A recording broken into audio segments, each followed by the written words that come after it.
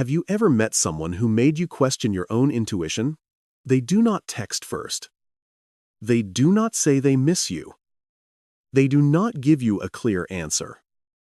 And at times they act so cold that you are forced to wonder, maybe I imagine too much. But then they appear right when you begin to let go. They watch your story almost immediately but say nothing. They remember a tiny detail you mentioned a long time ago. They act normal. Yet something in their expression shifts when they see you getting close to someone else. And it is exactly these half-hidden signals that leave you trapped between two states, hoping they still care and blaming yourself for reading too much into things that seem too small. This is what makes a relationship with an avoidant person so confusing. They often do not express emotion directly. But hidden emotion does not mean absent emotion. In avoidant attachment psychology, a person may be deeply afraid of revealing that someone matters to them, because that revelation makes them feel out of control. The more affected they are by you, the harder they may try to appear calm. The more they miss you, the more silent they may become. The more they want closeness, the more distance they may create in order to convince themselves that they are still fine, still independent, still in need of no one. But real emotion never disappears completely. It leaks through small behaviors and unexpected appearance. A casual question, a subtle, jealous reaction, a level of attention they do not want to admit. In this video, we will explore 5 signs that an avoidant person may still be deeply affected by you, even if they never say it out loud. But stay until the end. Because the most important part is not proving whether they are obsessed with you or not. The real point is understanding that obsession is not the same as the ability to love in a healthy way. If you want to better understand avoidant psychology, love, boundaries, and how to keep your dignity in unclear relationships, subscribe to the channel and continue this journey with us. To understand the mixed signals of an avoidant person, we first need to let go of a very common misunderstanding. Their coldness does not mean they have no feelings. Many avoidant people actually feel a great deal, but they do not know how to stay with those emotions safely. For them, emotion is not just emotion. It can feel like a loss of control. Missing someone means that person has gained access to their mind. Jealousy means they have been affected. Sadness means they had expectations. Needing someone means they are becoming vulnerable. And all of these things threaten the identity they have tried to build around themselves, independent, calm, and untouched by anyone. So when they begin to realize that you have an effect on them, their first reaction is often not to move closer, but to hide it. They may become colder on the outside, more rational in their words, and more distant in their actions, as if they are trying to prove to you and to themselves that none of this matters that much. But suppressed emotions do not disappear. They simply take indirect routes. They leak through the way they still pay attention to you. Remember small details. React when you pull away. And appear in your space without being able to clearly explain why. This does not mean you should accept their ambiguity, but it helps you understand that avoidant people are not always indifferent. Sometimes they care so much that they have to pretend they do not. Because admitting their feelings would mean entering a level of intimacy they do not yet know how to control. The first sign is this: they observe you far more closely than they show on the outside. Avoidant people often do not want to reveal that you hold a special place in their mind, because admitting that can make them feel as if they are losing control. So they may seem indifferent when you talk about your day, respond very little when you share something important, or act as if they are not paying much attention.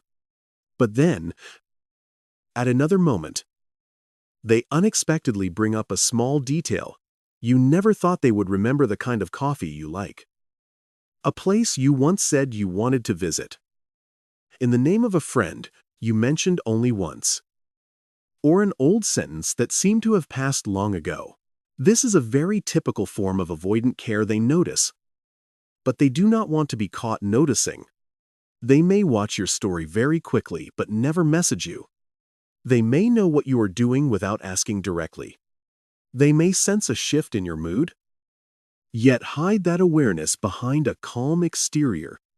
They may even quietly observe who is around you, who interacts with you, and who makes you laugh. But if you ask, they will deny it or say they only happen to see it. So their silence is not always indifference. Sometimes, it is observation hidden beneath coldness. They do not want to come close enough to admit that you matter. But they also cannot fully turn away as if you no longer affect them. And it is this contradictory distance that makes you feel both noticed and neglected. The second sign is this: they react more strongly than you might think when you begin to pull away. For an avoidant person, distance only feels comfortable when they are the one creating it. When they go silent, reply slowly, or become unpredictable, they feel as though they are still controlling the pace of the relationship. But when you stop chasing, stop checking in, stop over-explaining, and stop waiting for a small signal from them, that distance is no longer in their hands. And that is when they begin to feel the emptiness they once believed they could control. Their reaction usually does not appear as a sincere confession like, "I'm afraid of losing you," or "I still care." Avoidant people rarely express emotions that directly if they do not yet feel safe within themselves. Instead, they may text a little more, ask indirect questions, reappear as if by coincidence, or suddenly show interest in things they previously ignored. Some may become irritated, subtly jealous, colder, or more critical of you, not because they truly do not care, but because they are trying to regain the upper hand when they no longer feel certain about where they stand with you. This is where it becomes very confusing. You may ask yourself, if they care, why don't they just say it clearly? But for an avoidant person, speaking clearly means admitting they are affected, and that makes them feel vulnerable. So when you take your energy back, they begin to waver, not because you are playing a game, but because you have stopped playing the role of the person who always fills the distance they create. The third sign is this: they remember small things that even you may have forgotten. This is one of the clearest ways an avoidant person's emotional memory betrays their cold exterior. Someone who truly does not care usually does not hold on to tiny details about you. But someone who is trying to suppress their feelings may quietly store many things: the food you like, a day you once said you were exhausted, a place you once dreamed of visiting, a story you told months ago, or a sentence that seemed ordinary but somehow stayed in their mind for a long time. What makes this especially interesting is that they often do not bring these things up in an openly emotional way. They may say it casually, naturally, almost as if it is just a small detail they happen to remember. But that very casualness can reveal that you have taken up more space in their memory than they want to admit. They may not say, "I care about you." They may not send long messages, name their feelings, or admit that you matter.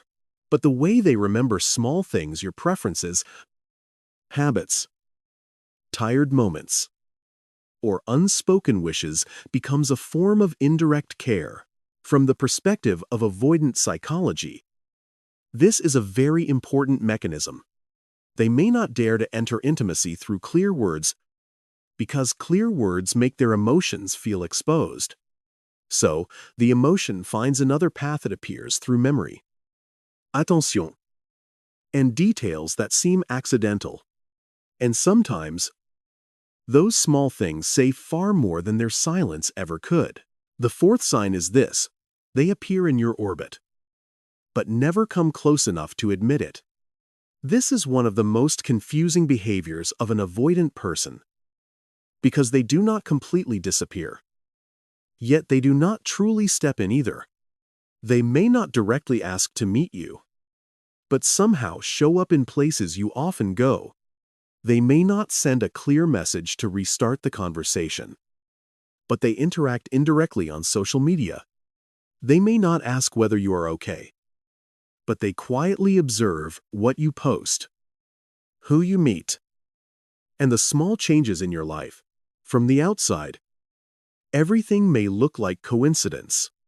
A story view, a small like, a comment somewhere that is not directly aimed at you, one appearance in the same space.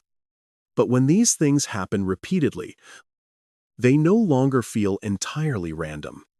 It may be their way of keeping themselves close to you without having to risk intimacy. They want to feel that you are still there, still within sight, still not completely gone from their world.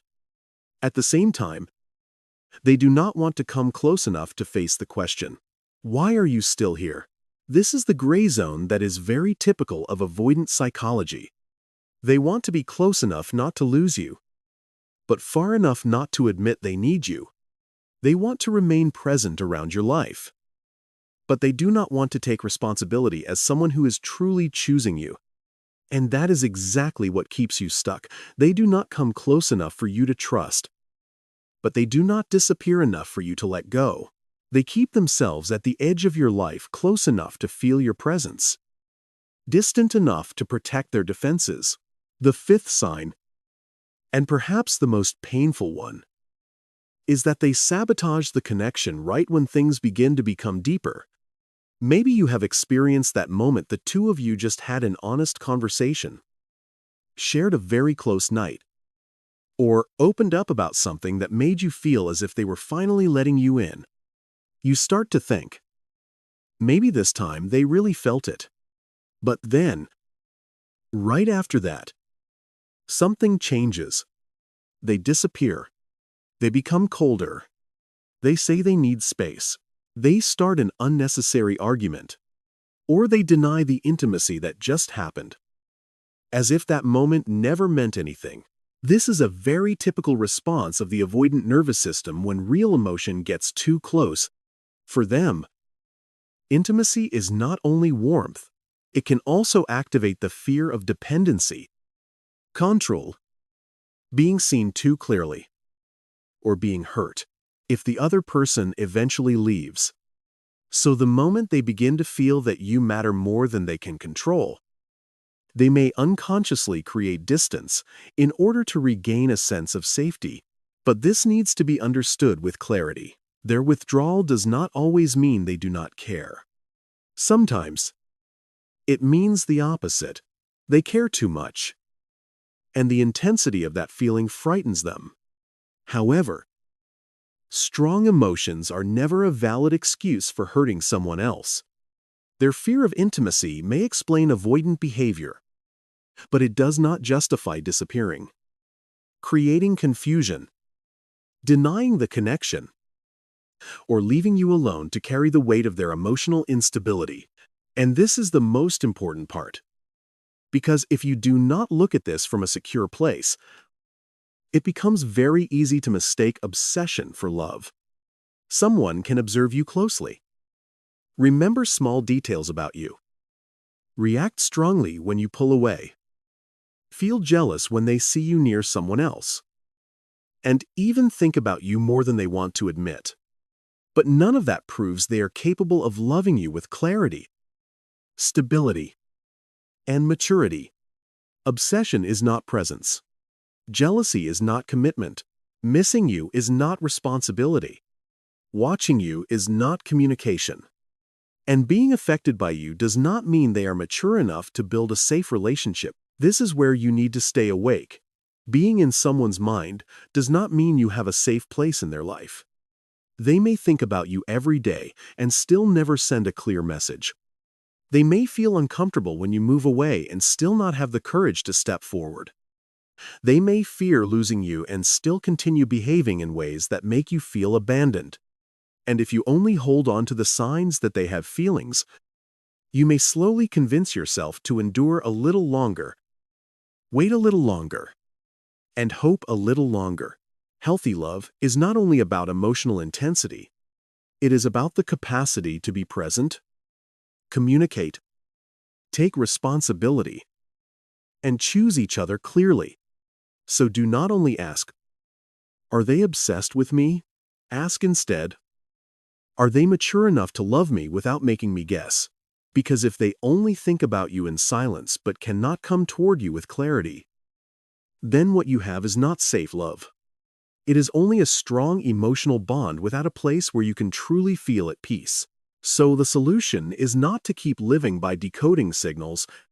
You do not need to spend more years of your life analyzing whether they still watch your stories, whether they remember the things you once said, whether they feel jealous when you are close to someone else, or whether they are silently observing your life from a distance. Those signs may make you feel that you still matter, but they are not enough to create safe love. What you need is not proof that they are affected by you. What you need is someone who can speak clearly, act clearly, and show up clearly in your life. You can understand that avoidant people often fear intimacy. You can see the defense mechanism behind their coldness. You can feel compassion for the part of them that does not yet know how to express emotion. But do not turn that understanding into an excuse to tolerate ambiguity. Understanding does not mean abandoning yourself. Compassion does not mean accepting a relationship where you always have to guess, always have to wait, and always have to read between the silences. If they truly want you, they need to learn how to step out of their emotional shadows. They need to communicate, take responsibility, and offer you consistency instead of leaving behind scattered signs. And as for you, you need to return to your very valid needs to be loved clearly, steadily, and openly. Love should not turn you into a detective of someone else's heart. Love should be a place where you can breathe, know where you stand, and be chosen through actions, not only through vague signals. Maybe they think about you more than you realize. Maybe they still watch you from a distance. Remember the small things you once said, and feel affected every time you pull back and stop reacting the way you used to. Maybe there really is a war inside them. One part wants to move closer, while another fears being seen. One part misses you, while another tries to appear calm. One part wants to keep the connection, while another lacks the courage to name it. But even if all of that is true, you need to remember this. You were not born to decode a heart that keeps hiding itself. You do not need to live on half signals. You do not need to treat a story view as love, quiet jealousy as commitment, or indirect attention as proof that they are ready. Healthy love does not make you guess. It does not force you to examine every small action just to know whether you still matter. It does not keep you trapped between hope and self-doubt, between the feeling that maybe they care and the pain of asking. Then why can't they show up clearly? If they are truly affected by you, let them prove it through clarity. If they miss you, let them come forward with maturity. If they love you, let that love take the shape of action, communication, and responsibility, not just silent obsession hidden behind a cold exterior. And as for you, choose peace instead of the guessing game. Choose a love that does not require you to shrink your needs just to fit someone else's fear, because you deserve someone who does not only think about you in secret, but has the courage to stand in front of you and say, "I am here. I choose you." If this video helped you see someone more clearly, subscribe to the channel and continue this journey with us. Here, we are not learning how to read mixed signals. We are learning how to love with clarity, boundaries, and self-respect.